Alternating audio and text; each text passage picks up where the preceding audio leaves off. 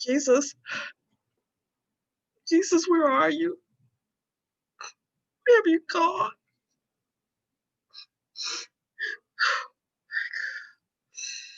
Where have you gone? Are you there, Jesus?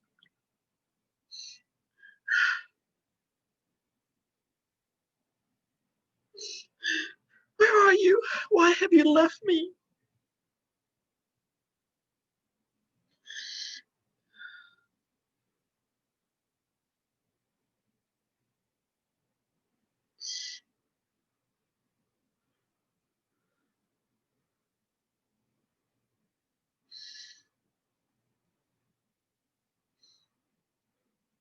That's the dream that I've had for so many years now. I feel like it's a part of me now. I wander around calling for my son, not understanding where he's gone and why I've been left alone. And then I wake and I'm crying and I'm out of breath. That dream started after I had lost my son in the temple when he was 12. Oh, I was so mad with him. You know, I realize now how ridiculous that was.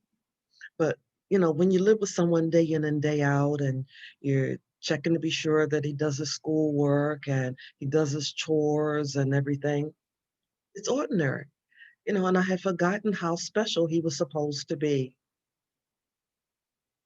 Lost? Seriously? How could a mother lose the Son of God? Where was he? In the temple. What was he doing? He was teaching scholars. I was so angry. And he didn't seem to be too sorry about it at all.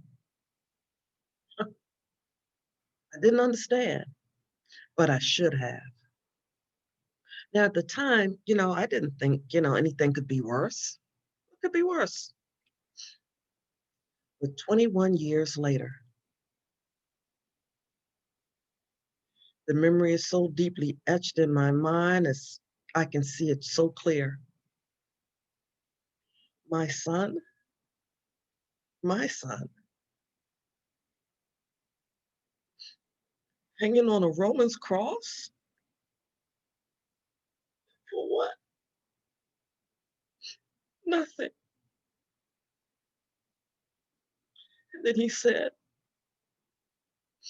Father, give them, for they know not what they do.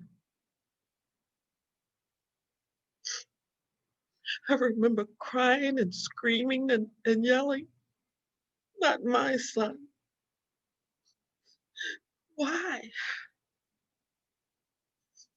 Jesus, Jesus, why are you leaving me?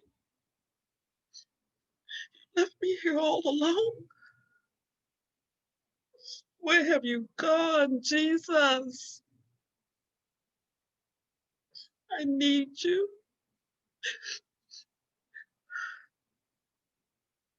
But he didn't answer. I had never felt so all alone in my entire life. I didn't understand, but I should have. I had so many memories of my special child. They were sketched in my heart. They were like pieces of a puzzle all scattered, but God came and he put all those pieces together to make them memories for me. And my mind goes back to that special day when the angel came to me and said that I would be the mother of the Messiah. Me, ordinary Mary.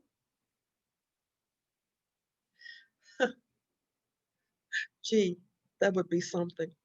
But I wasn't even married, but I didn't want to disobey.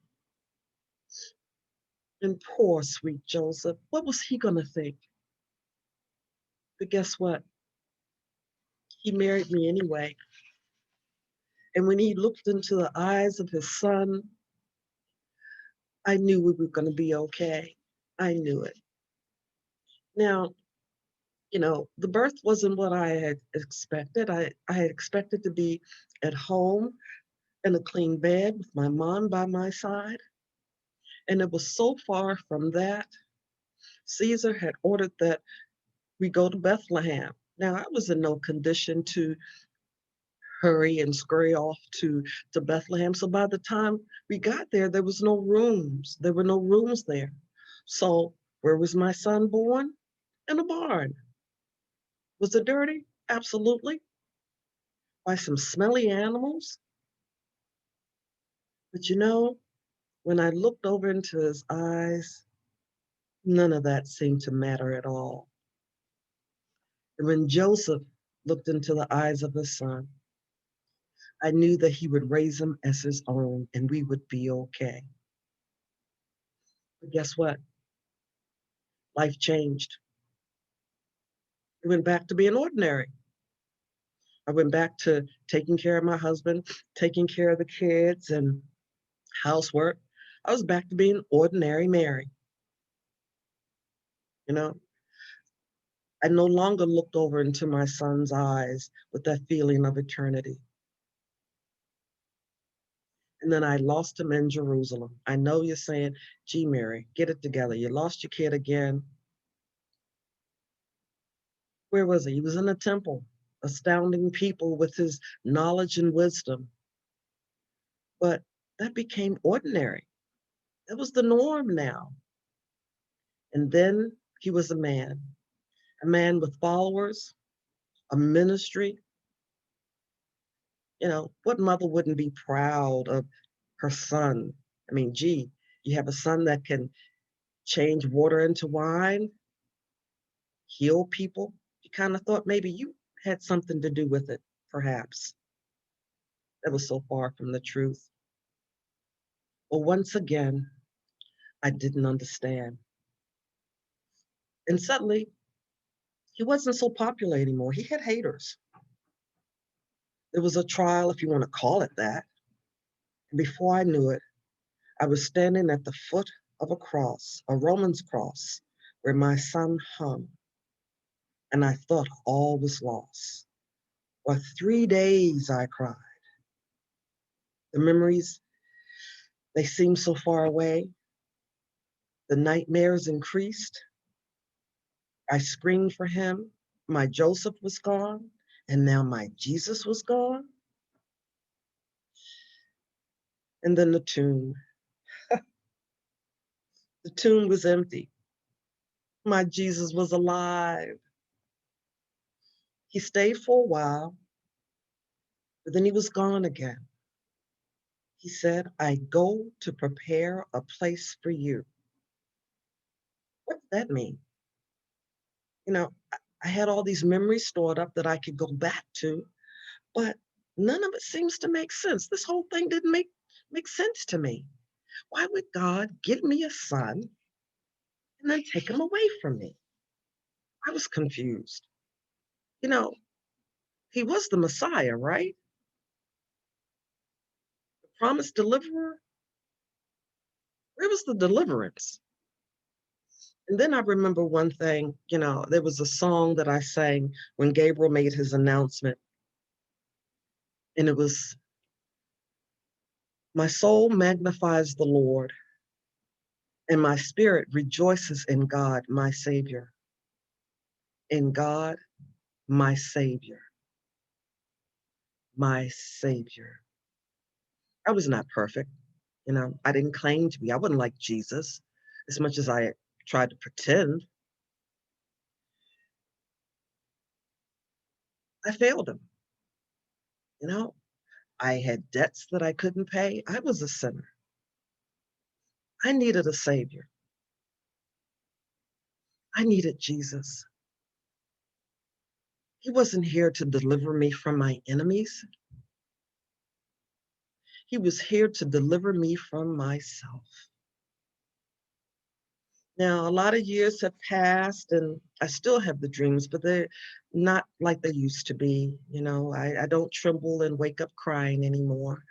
I finally understand where he's gone. and why. He came to the manger for me. He walked this earth for me. He went to the cross for me. Everything he did for me. He was the center of my universe, and I didn't understand. He was the most important person to walk this earth, and I didn't get it. But oh, I get it now. My son is my savior.